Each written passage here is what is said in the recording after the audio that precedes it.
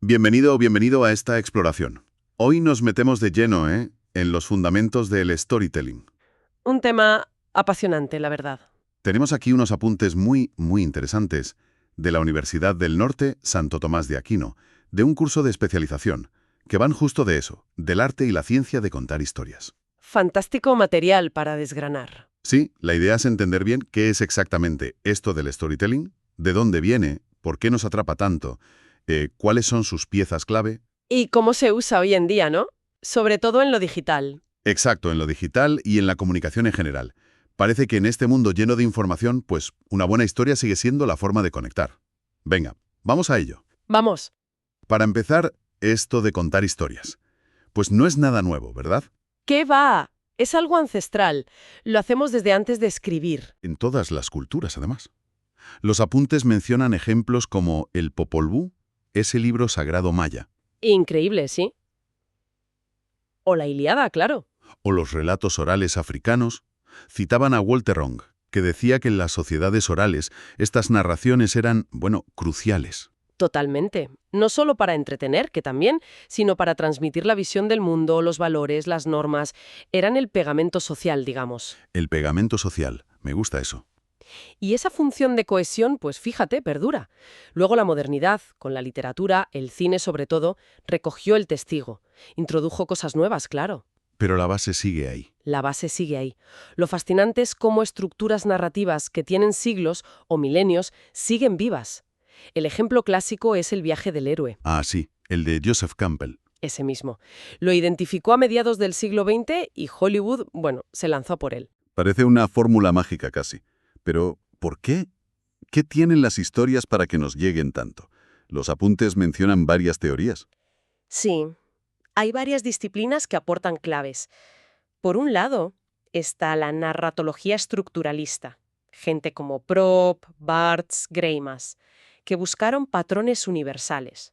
Prop, el de los cuentos rusos. Ese analizó cuentos populares rusos y encontró 31 funciones, acciones que se repetían una y otra vez. 31, madre mía. Una locura. Luego Greimas propuso algo más manejable, el modelo actancial, con roles tipo sujeto, objeto, ayudante, oponente. Ya, eso suena más aplicable. Y lo es. Lo puedes usar para analizar casi cualquier relato, incluso, como decías, un anuncio. A ver, ponme un ejemplo con un anuncio. Pues mira, el que dan los apuntes, una campaña de vacunación. La ciudadanía sería el sujeto, ¿no? Que busca la salud, el objeto. ¿Vale? La vacuna es el ayudante clave, el virus, claro, el oponente, y quizá el Estado o la autoridad sanitaria es el destinador que promueve la vacuna para la comunidad, el destinatario. Entendido. Es como ver el esqueleto de la historia, ¿no? Exacto. Luego la semiótica, con Humberto Eco, ve los relatos como sistemas de códigos que el lector tiene que descifrar. Y la filosofía hermenéutica, con Paul Ricoeur. Uf, nombres importantes. Sí, pero la idea es interesante. Ricoeur sugiere que narrar nos ayuda a dar coherencia a nuestra vida. Conectamos pasado, presente y futuro a través de la historia que nos contamos sobre nosotros mismos. Habla de una triple mímesis: la vida como es, prefiguración, cómo la contamos, configuración, y cómo esa historia nos cambia al interpretarla, refiguración. O sea que contar historias es casi una necesidad para entendernos, no es solo entretenimiento.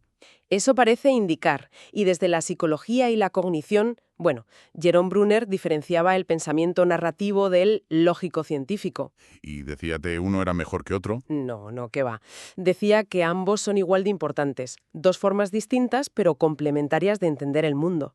Y Jonathan Gottschall nos llama directamente el animal que cuenta historias. Toma ya, el animal que cuenta historia. Sí, sugiere que es una función adaptativa que nos ha ayudado a sobrevivir como especie, como cultura. Y Keith Oatley habla de la ficción como un simulador social. Un simulador social, ¿cómo es eso? Pues la idea es que al leer ficción o ver películas podemos experimentar emociones complejas, situaciones sociales difíciles, dilemas morales, amor, traición, pero en un entorno seguro. Esto para la vida social. Aprendemos empatía, entendemos mejor a los demás, y lo más increíble es que la neurociencia está empezando a confirmar todo esto. Ajá, aquí quería yo llegar. ¿Qué dice la neurociencia? Esto es lo que me parece más potente. Pues dice cosas fascinantes. Cuando escuchamos una buena historia, el cerebro no se activa igual que cuando procesamos datos fríos, información abstracta. Se activan otras zonas. Se activan zonas ligadas a la experiencia sensorial, a la emoción, a la empatía. Es como si nuestro cerebro simulara estar viviendo lo que le pasa al protagonista. Se llama acoplamiento neural. Acoplamiento neural. Suena potente. Y lo es. También se activa la memoria episódica, la que guarda nuestras vivencias. Y se liberan neurotransmisores. Esto es clave. ¿Qué neurotransmisores? Pues mira, dopamina, que nos engancha, nos motiva a seguir escuchando para saber qué pasa.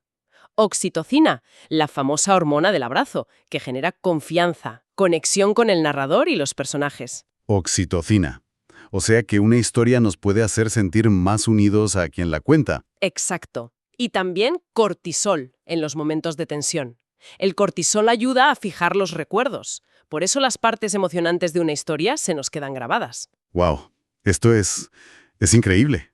Nuestro cerebro está diseñado para las historias, a nivel químico. Parece que sí. Y eso explica perfectamente lo que comentan los apuntes, que una campaña social con un testimonio personal funciona mucho mejor que una basada solo en estadísticas. Claro, las estadísticas son frías. La historia de una persona te llega, genera empatía directa, conecta. Y se recuerda mejor, por lo que dices de la dopamina y el cortisol. Exactamente. La conexión emocional es la clave de su poder de persuasión y de que perdure en la memoria. Vale. Entonces, si queremos contar una historia que funcione, que enganche de verdad, ¿qué elementos no pueden faltar? Los apuntes mencionan algunos básicos. Sí, aunque cada historia es un mundo, hay como unos ingredientes básicos que suelen estar ahí.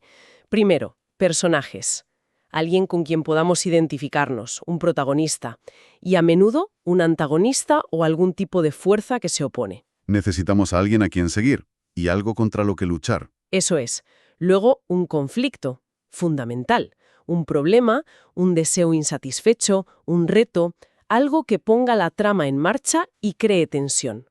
Es el motor. Sin conflicto no hay historia, básicamente. Prácticamente, no. También tiene que haber una resolución, un final que cierre ese conflicto. No tiene por qué ser feliz, ¿eh? Puede ser una lección aprendida, un cambio, pero que dé sentido al viaje. Que no nos deje colgados. Exacto. Y todo esto ocurre en un tiempo y espacio concretos que nos ayudan a situarnos. Y claro, necesitamos un narrador, una voz que cuenta la historia desde un punto de vista determinado. Y el viaje del héroe que mencionabas antes sería una forma concreta de organizar todos estos elementos, ¿no? Una estructura. Exacto.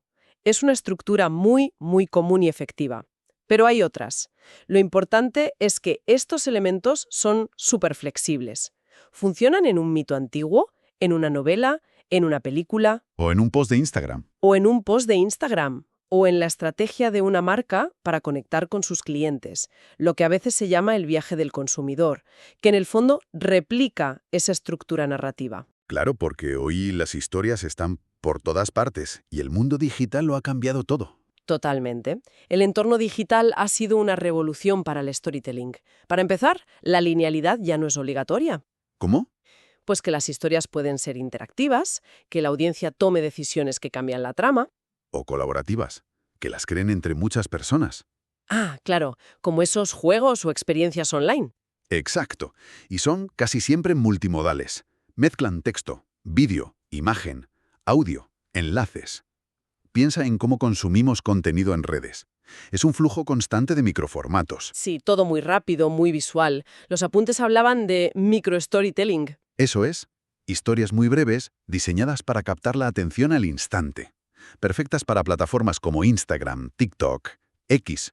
Píldoras narrativas, muy visuales, que viajan a toda velocidad. Y que compartimos fácilmente, claro. Y ahí entra otro cambio fundamental.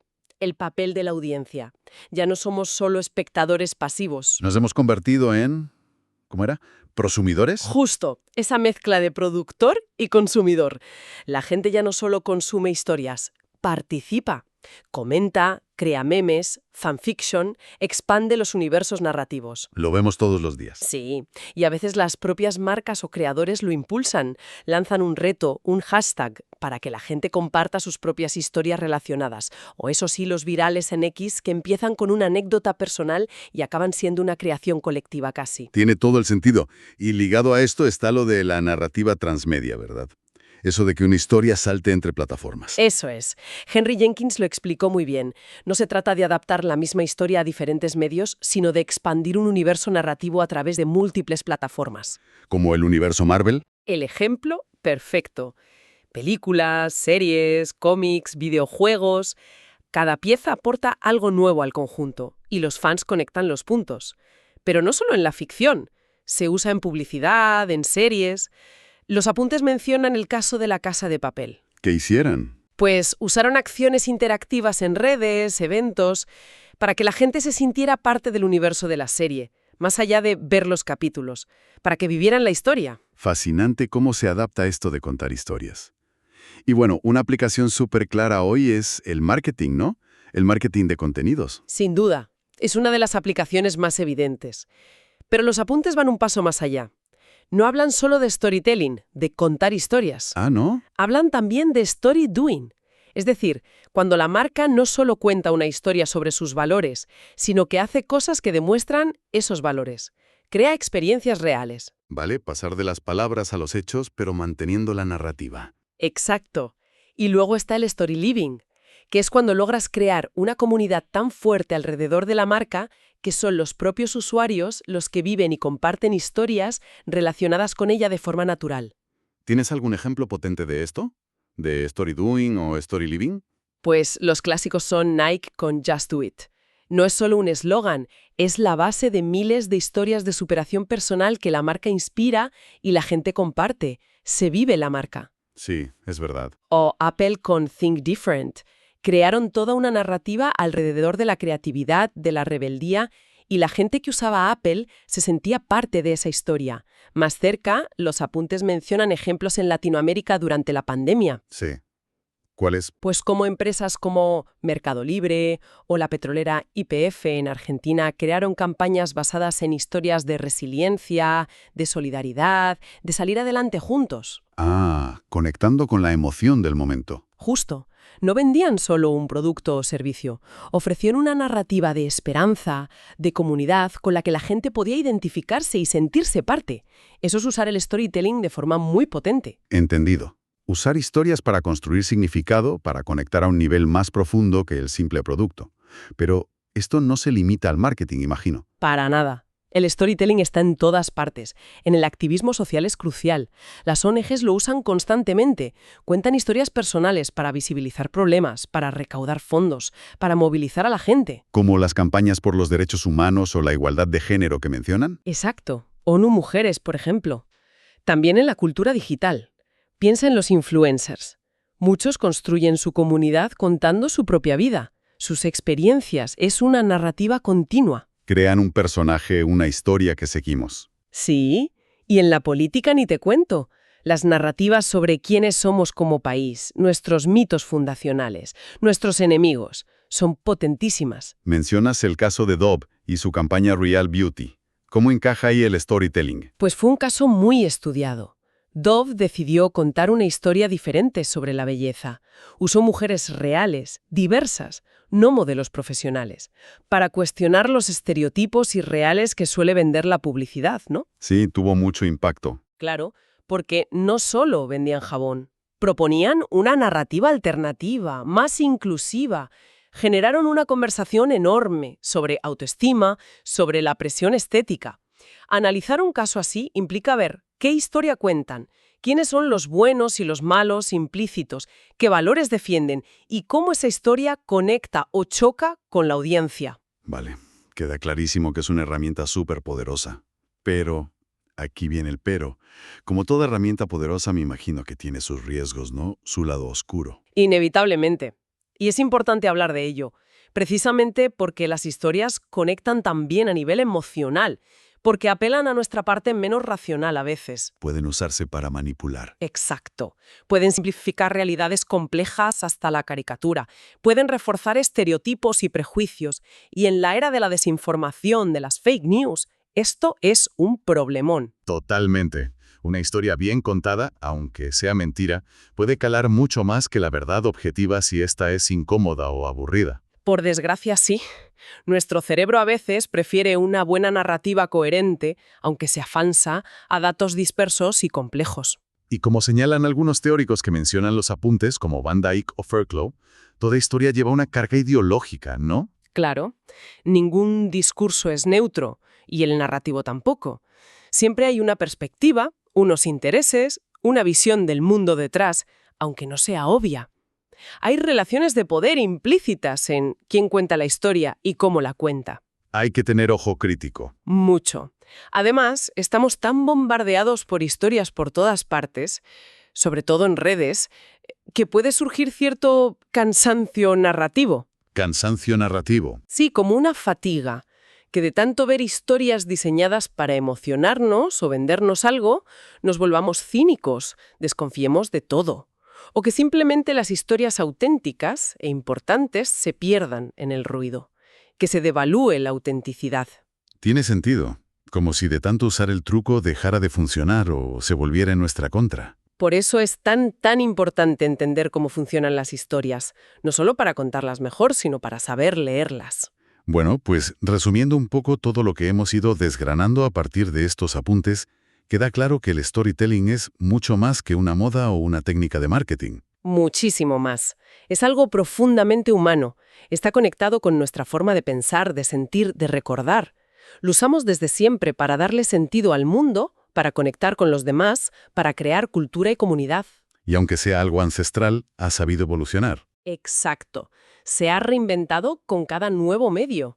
Y ahora en la era digital está viviendo una nueva juventud, con formatos interactivos, transmedia, microhistorias.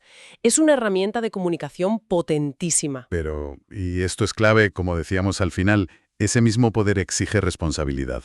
Ahí está el kit de la cuestión. Responsabilidad al usarlo y espíritu crítico al recibirlo. Conocer sus mecanismos nos da herramientas, ¿no? Justo, entender las estructuras, desde prop o greymas hasta el viaje del héroe, comprender por qué nos afectan a nivel psicológico y neuronal, saber cómo se mueven las historias en el mundo digital. Todo eso nos ayuda. Nos ayuda a contar mejor, pero sobre todo a analizar la avalancha de historias que consumimos. Eso es quizá lo más importante hoy. Ser capaces de preguntarnos, ¿quién cuenta esta historia? ¿Por qué ahora? ¿Qué busca? ¿Qué visión del mundo promueve? ¿Qué se deja fuera? Ser conscientes de los posibles sesgos, de la manipulación. Muy bien, pues cerramos aquí esta inmersión en los fundamentos del storytelling. Un arte, una ciencia, algo tan viejo como nosotros y a la vez más vivo y relevante que nunca. Sí, un campo fascinante. Y quizá nos queda una pregunta flotando. Una reflexión final para quien nos ha estado escuchando. A ver, dispara. Sabiendo todo esto, sabiendo que nuestro cerebro está casi programado para las historias y que vivimos en un ecosistema saturado de narrativas que compiten por nuestra atención, por nuestras emociones y a veces por moldear nuestra percepción de la realidad, ¿cómo podemos cultivar una especie de alfabetización narrativa crítica? Buena pregunta. ¿Cómo ser consumidores de historias más conscientes? Eso, cómo aprender a distinguir mejor las historias que nos enriquecen, que nos ayudan a entender la complejidad, que nos conectan de forma genuina, de aquellas otras que, quizá de forma muy sutil, buscan simplificar en exceso, manipularnos emocionalmente o polarizarnos sin que apenas nos demos cuenta. Es la pregunta del millón casi, ¿no? Pues sí, pero creo que es una habilidad fundamental para navegar el mundo actual. Una pregunta clave para darle vueltas.